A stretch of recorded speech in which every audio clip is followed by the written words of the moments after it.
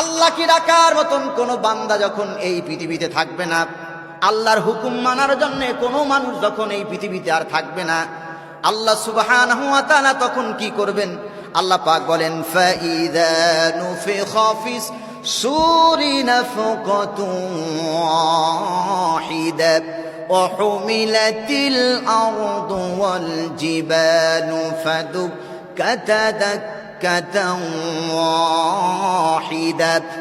আল্লাহ পাক তখন মালাকুল মউত হযরতে আজরাইলকে ডেকে বলবেন, ও মালাকুল মউত আজরাইল, দেখো কত মানুষ, কোটি কোটি মানুষ কবরের ভিতরে ঘুমানো। এই দুনিয়ায় আর একজন মোমেন বান্দা নাই, সব আমার নাফরমানি করে, আমার গোলামি করে না, আমি আল্লাহর বিরোধিতা করে। এখন আর দুনিয়া আমি আল্লাহ রাখবো না। এখন তুমি কি করো? ফাইদা নুফিকা ফিস সূরি নাফকাতুন ওয়াহিদা, একটা সিংহায় ফুক দাও। কয়টা? একটা সিংহায় যখন ফুৎকার দিবে, ওয়াহুমিলাতিল আরদু ওয়াল জিবালু ফাদুক্কাতা দাক্কাতান ওয়াহিদা।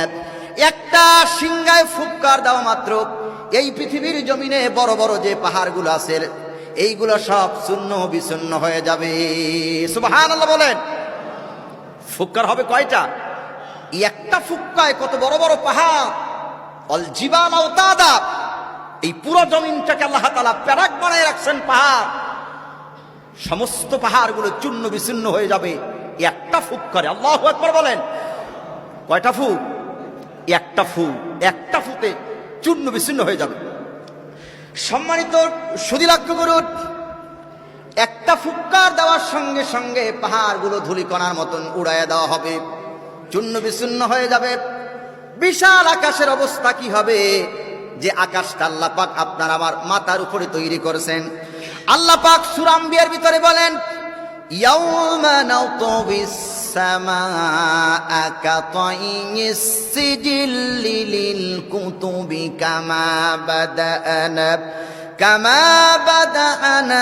আওয়ালা খালকিন নুঈদ ওয়া'দান আলাইনা ইন্না কুন্না